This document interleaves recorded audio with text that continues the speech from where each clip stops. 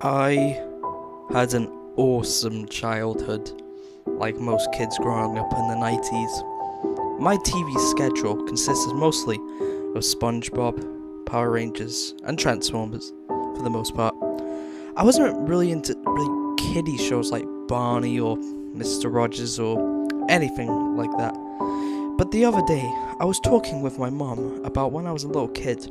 At one point during the conversation, she brought up the topic of an old TV show I sometimes watched.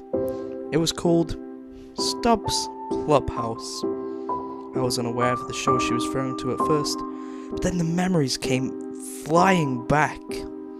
I remembered it so clearly, almost instantly. Basically, Stubb's Clubhouse was a cheesy, low-budget kid show starring a clown named Stubb. He had a rainbow-colored jacket, a hat, and if my memory serves, he wore black pants with stars on them. The show was kind of a rip-off of Pee-wee's Playhouse. Even as a young kid, I could tell that. Basically, Stubb lived in a big clubhouse, which strangely enough, looked just like a normal house. I assume that was due to their low budget. Stubb had a group of friends who lived in the clubhouse.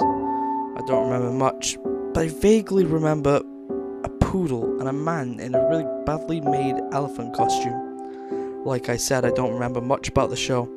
I didn't watch it very much, mainly for two reasons. One, it aired at a very strange and late time, around 10:30, which was bizarre for a kid's show.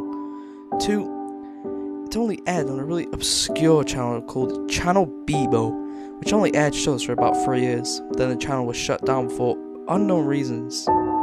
The only other thing I remember about the show was the theme song, which was sung by a woman who sounded like she was half asleep while singing it, and the background music was played entirely on a xylophone. In around November of 2006, I had just turned 14. This was a few days after the conversation with my mom, and I decided to treat myself to a trip to half-price books. See, I like half-price books more than Barnes and Nobles because you can find older books and movies as opposed to up-to-date stuff at B&N. So I was browsing through the videotapes, searching for a tape of one of my favourite shows, Street Sharks, a show about anthropomorphic sharks that fought crime. I was going through the tapes in alphabetical order, and I had just reached the S section when something caught my eye. It was a tape labelled Stubb's Clubhouse.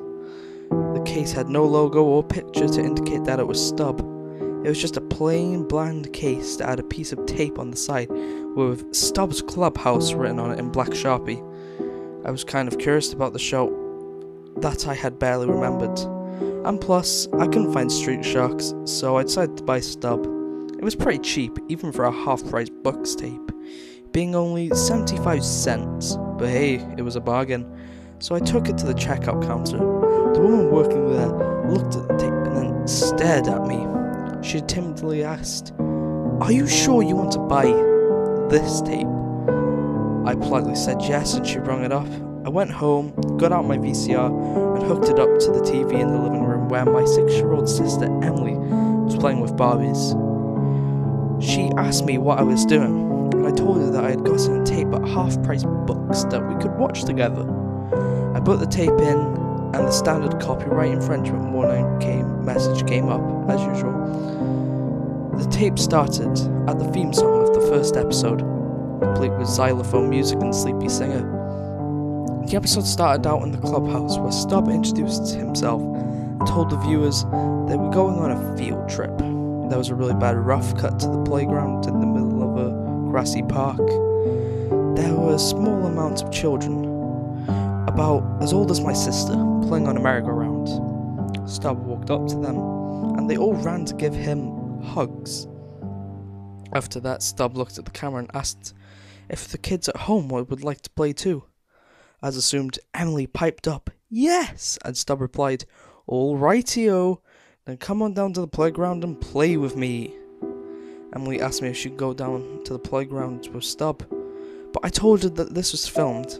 However, I saw something interesting out of the corner of my eye. We have a playground in our neighbourhood about a block from our house, and it's close enough that we can see it from our living room window. It took me a second to make a connection, then it hit me. The playground in the video was the same playground in our neighborhood. Then it hit me even more. The same children in the show were playing in our playground right now. They were wearing the same clothes as they were in the video and were performing the exact same actions, almost as if the video were being filmed live. Then I noticed something that disturbed me greatly. In the video, one of the children was holding Stubb's hand. When I looked out the window, that same child was making a motion like he was holding someone's hand, but there was no one there. I was shocked. I immediately ejected the tape, much to Emily's sadness. As she was beginning to grow fond of the show, I took the tape out and threw it in the garbage. I thought I was done with Stubb, but I was wrong. The next day, when my mom picked Emily up from kindergarten, she told me that Stubb had been following their car, driving a black van. She said she had looked out the back window and saw Stubb behind the wheel of a van. She told me that she had told Mom, but she didn't see any cars or vans whatsoever in her rearview mirror. Emily told me she was confused and somewhat worried. I told her not to worry and tried to relax and let an adult handle the situation.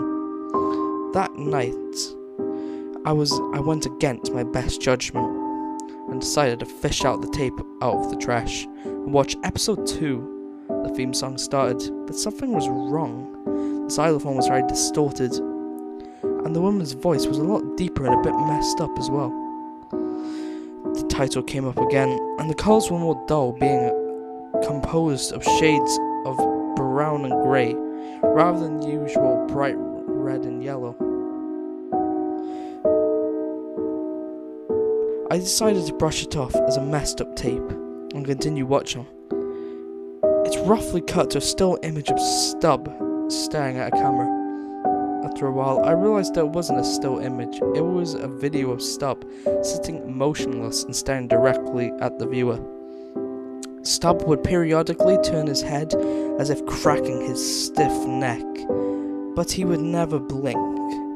He did this the entire episode, which lasted around 20 minutes. But right before the episode ended, Stubb closed his eyes tightly while still staring, and then opened them to reveal pitch black eyes, nothing but inky blackness within his sockets. Suddenly the tape cut to a picture of a house, my house. I frantically ejected the tape once more and stuck it into the drawer. I looked out the window where the cameraman would have been, but there was neither no one nor a trace of anyone there. I tried to go to sleep that night, but I just couldn't.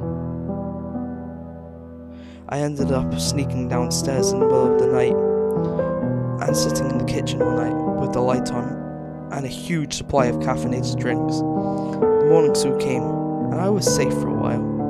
Expectedly, the rest of the day went off with no strange occurrences, and we didn't see Stubb following them in his van, which was an enormous relief and a bit of hope that this might be over.